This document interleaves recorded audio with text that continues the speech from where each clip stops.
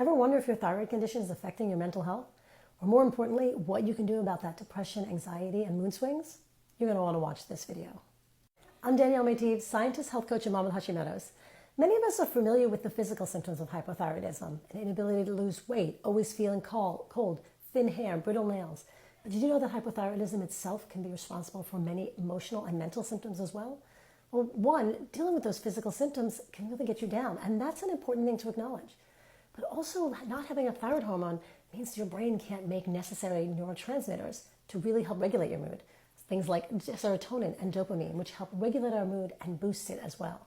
So it's critical that we have the right thyroid medication, because without it, we're just going to be struggling and we're going to be pulled down by the symptoms and then by the mood swings that are also part of the symptoms. It's also really important to eat a thyroid healthy diet in order to reduce inflammation. Because inflammation not only affects the body, it affects the brain. That means eliminating things like gluten, dairy, and soy, which add to inflammation in the body if you have an autoimmune condition. There's also foods that can directly help. Foods that are high in omega-3s like fish oil, salmon, fatty fish, things like that, flaxseed oil. They directly help the brain and can help stabilize mood. You also want foods that are high in tryptophan, things like turkey and bananas and nuts, because tryptophan is a precursor to serotonin, one of those feel-good hormones. It's also important to take care of your gut health, eat probiotics and fermented foods, because a lot of the serotonin that we need is also made in our gut. So we need to make sure that our gut is healthy so that our brain can be healthy too. You also want to choose healthy fats and complex carbs for energy, not sugar. And I know that's really hard because you hit that energy crash in the afternoon and it's really tempting to reach for like something, some sort of pasta, some sort of bread, even if it's gluten-free. But in fact, that kind of refined sugar and refined flour will lead to a crash and a craving. You're better off with complex carbs like whole fruit or eating something like lentils. Those are really good, solid source of energy that will keep you going longer. Let's talk about some supplements that can help as well. Like I said earlier, omega-3s are fantastic, and you can get them from fish, but you can get even more concentrated forms from fish oil capsules. Magnesium. Magnesium is phenomenal. It's important for over 300 different reactions in the body, some of which take place in the brain.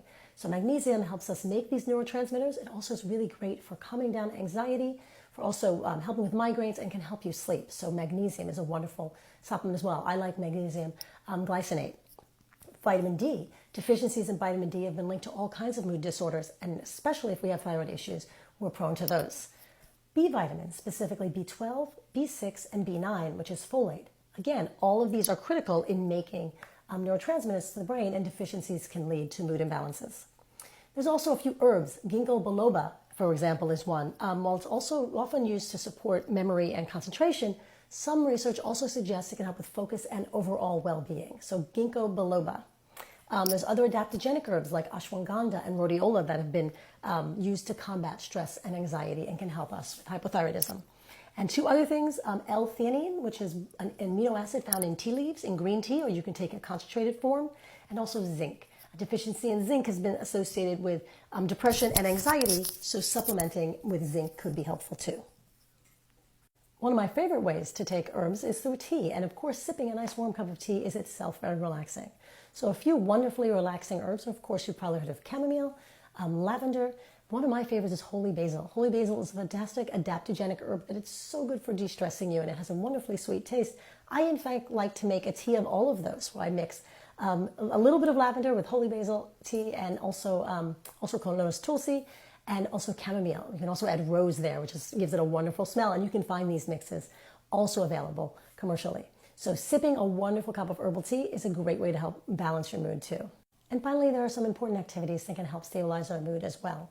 One, exercise, regular exercise, and I don't mean cardio, which can actually boost your cortisol. I mean going for nice long walks, doing yoga and strength training, all of which really helps stabilize your body, stabilize your mood, your energy levels, and can really help with depression or anxiety. Like I said, a walk in the park, especially out in nature. Nature itself, being surrounded by trees, the sounds of the birds, and so on, phenomenal for our mood. Tons of studies show that just connecting to nature, plants and animals and so on, can be wonderful for the mood.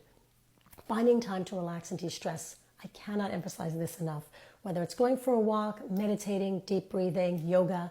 I actually meditate every morning. It is amazing for your mood and lowers your stress level and can actually help your mood and your body. And then finally, look for the support that you need. I am so glad you're getting this information. There's some wonderful content makers here on TikTok, also look in your community and talk to your family about what you're going through. There's no need to suffer this alone. Hypothyroidism and Hashimoto's have very real symptoms and impacts on our lives, and we don't need to do this journey alone. Reach out and find people who can help you.